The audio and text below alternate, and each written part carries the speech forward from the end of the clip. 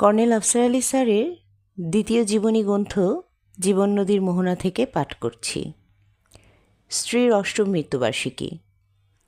৮ বছর আগে 22শে অক্টোবর 2015 এই দিনে আমাদের উপর বড্ড অভিমান করে চলে গেলে অনেক দূরে। বেঁচে থাকার কত আকাঙ্ক্ষা ছিল তোমার। চিকিৎসাশাস্ত্র আজও কোনো প্রতিষেধক আবিষ্কার করতে পারেনি তোমার সে দুরারোগ্য ব্যাধির এমএনডি। একদিকে ভালোই হয়েছে, করোনা ও ডেঙ্গুর নিষ্ঠুরতা তোমাকে দেখতে হলো না। সেলিনা আক্তারের গল্পটা খুব ছোট, কবিতার কিছু কথা আজও বারবার মনে পড়ে। কথা ছিল, হাতে হাত রেখে আসছে বৈশাখে চলে যাব দূরে।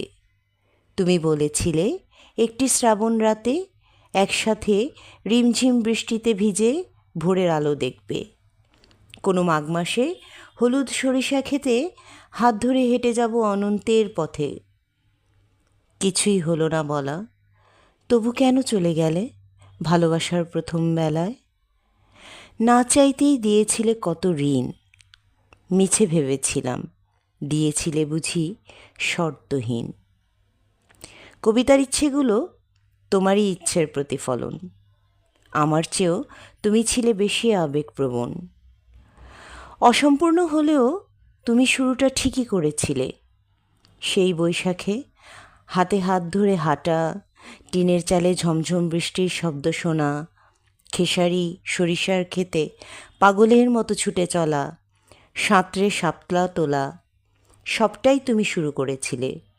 কিন্তু বাস্তবতার কাছে আমাদের হার মানতে হয়েছে। সারাটা জীবন সংসারের নানা ঝামেলা সহ্য করতে গিয়ে বিনোদনের অবসরটুকুও কিছুই পাওয়া হলো না। আমরা ভেবেছিলাম অবসর জীবনে ছোট উঠানে মাদুরে বসে চায়ের সাথে ফেলে আসা স্মৃতিচারণ করব।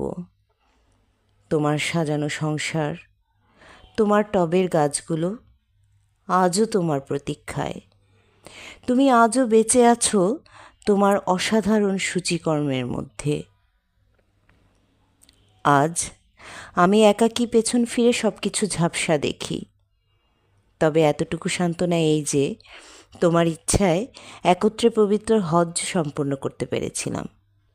তোমাকে দিল্লি, আগ্রা, কলকাতা ও অস্ট্রেলিয়া নিতে পেরেছি। করুণাময় আল্লাহ যেন তোমাকে বেহেশতে সুখে শান্তিতে